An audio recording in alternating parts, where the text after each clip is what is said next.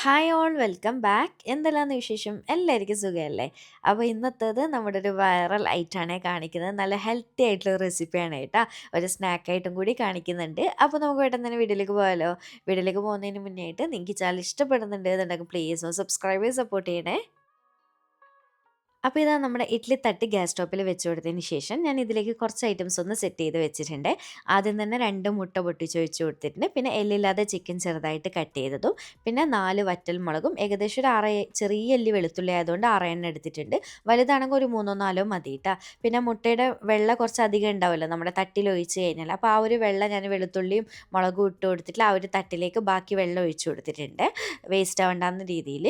അപ്പോൾ ഇതാ ഇനി നമുക്ക് ചിക്കൻ ഞാൻ ടോട്ടൽ എടുത്തിട്ടുള്ളത് 200 ഗ്രാം അളവിൽ ചിക്കനാണ്. അപ്പോൾ എനിക്ക് ഒരു തട്ടിൽ തന്നെ കൊള്ളാത്തതുകൊണ്ട് തന്നെ ഞാൻ അടിയിൽ ഇതാ 3-4 തട്ടിലാക്കിയിട്ട് അങ്ങനെ ചെറുതായിട്ട് കട്ട് ചെയ്തിട്ട് വെച്ച് കൊടുത്തിട്ടുണ്ട് കേട്ടോ. ഇനിയിപ്പം ഈ ഒരു 2 തട്ടിലായിട്ട് കുറച്ച് ഉപ്പൊന്ന് വിതറി കൊടുക്കുന്നുണ്ട്. ചിക്കൻ്റെ മുകളിലായിട്ടും അതുപോലെ തന്നെ ഈ എല്ലാ ഐറ്റത്തിൻ്റെ മുകളിലായിട്ട് കുറച്ച് മതി.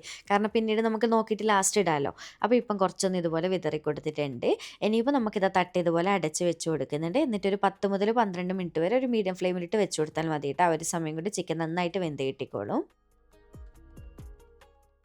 അങ്ങനെ ഇത് ഏകദേശം ഒരു 10-12 മിനിറ്റ് ആകുമ്പോൾ തന്നെ നമ്മുടെ ചിക്കനും മുട്ടയും എല്ലാതും കൂടി നല്ലപോലെ കുക്കായിട്ടുണ്ട്. ഇനിയിപ്പോൾ അതൊന്ന് ചൂടാറുന്നവരെ വെയിറ്റ് ചെയ്യാം. ഇനി നമുക്കിതിലേക്ക് ഹെൽത്തി ആയിട്ടുള്ളൊരു സോസ് അല്ലെങ്കിൽ മയോണൈസ് റെഡിയാക്കാൻ വേണ്ടിയിട്ട് മിക്സിയുടെ ജാർ എടുത്ത് വെച്ചിട്ടുണ്ട്. അതിലേക്ക് നമ്മൾ വേവിച്ച് വെച്ചിട്ടുള്ള മുട്ട 2 ഇട്ട് കൊടുക്കുന്നുണ്ട്. പിന്നെ നമ്മൾ വെളുത്തുള്ളി, വറ്റൽമുളക് എല്ലാതും കുക്ക് ചെയ്ത് വെച്ചില്ലേ, അതും ഇട്ട് കൊടുക്കുന്നുണ്ട്. പിന്നെ വേണ്ടത് ഒരു സ്ലൈസ്ഡ് ചീസാണ് കേട്ടോ. അത് ഏത് ഫ്ലേവറിലുള്ളതായാലും കുഴപ്പമൊന്നുമില്ല. പിന്നെ വേണ്ടത് ഒരല്പം ഉപ്പ് ഇട്ട് കൊടുക്കുന്നുണ്ട്. ഒരുപാട് കൂടണ്ട, ഉപ്പ് നോക്കിയിട്ട് ഇട്ട് കൊടുക്കാം. പിന്നെ ഏകദേശം ഒരു 1/2 ടീസ്പൂണിൻ്റെ അടുത്തായിട്ട് കുരുമുളക് പൊടിയും പിന്നെ ഒരു 1/4 ടീസ്പൂൺ ഒറിഗാനോ ചേർക്കുന്നുണ്ട്. അതിൻ്റെ ഫ്ലേവർ ഇഷ്ടമാണെങ്കിൽ മാത്രം മതിയേ. അടുത്തത് ഒരു 1/3 കപ്പ് അളവിൽ പാൽ ഒഴിച്ച് കൊടുക്കുന്നുണ്ട്. അതായത് 1/4 കപ്പിനും 1/2 കപ്പിനും ഇടയിലായിട്ട് 1/2 കപ്പിൻ്റെ അടുത്തായിട്ട് ആ ഒരളവിൽ മതിയിട്ട്, ഒരുപാട് വേണ്ട. എന്നിട്ട് എല്ലാം കൂടി നന്നായിട്ടൊന്ന് അടിച്ചെടുത്തിട്ട് ദാ ഈ ഒരു രീതിയിൽ കൊണ്ടുവന്നിട്ടുണ്ട്.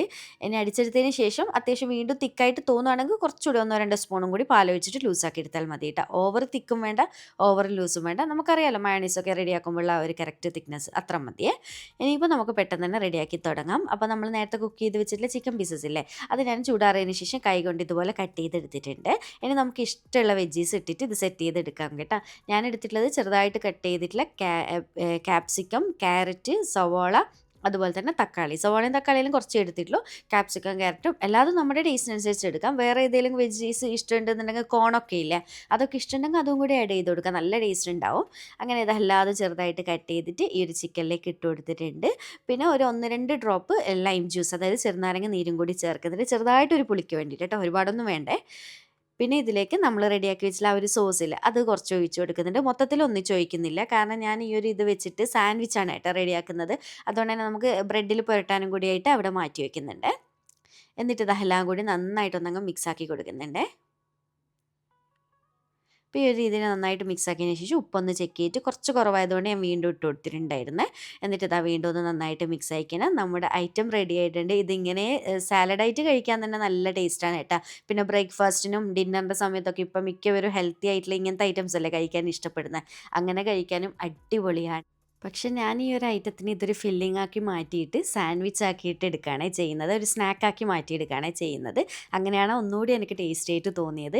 അപ്പോൾ ഞാൻ ഇതാ കുറച്ച് ബ്രെഡ് സ്ലൈസസ് എടുത്ത് വെച്ചിട്ടുണ്ട്. ഓരോ സ്ലൈസ് ബ്രെഡിലും നമ്മൾ നേരത്തെ മാറ്റി വെച്ചിട്ടുള്ള ആ ഒരു സോസില്ലേ, അത് നന്നായിട്ടൊന്ന് സ്പ്രെഡ് ചെയ്ത് കൊടുക്കുന്നുണ്ട്. അപ്പോൾ നന്നായിട്ട് ഇതുപോലെ സ്പ്രെഡ് ചെയ്ത് കൊടുത്തതിന് ശേഷം നമ്മൾ റെഡിയാക്കി വെച്ചിട്ടുള്ള ഫില്ലിംഗ് എത്രത്തോളം വേണോ അതിനനുസരിച്ച് ബ്രെഡിൽ വെച്ച് കൊടുക്കുന്നുണ്ട്.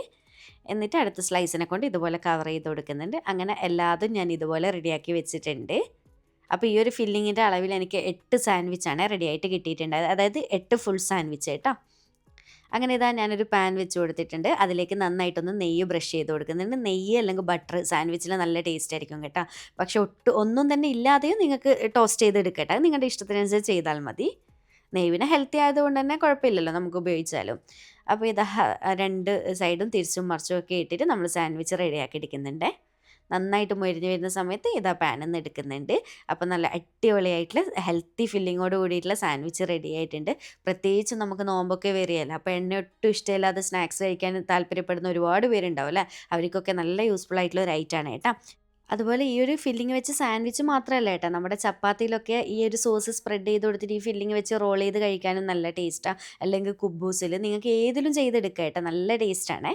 അപ്പോൾ എന്തായാലും ഈ ഒരു രീതിയിലൊന്ന് ട്രൈ ആക്കി നോക്കിയിട്ട് ഫീഡ്ബാക്ക് അറിയിക്കുക കേട്ടോ.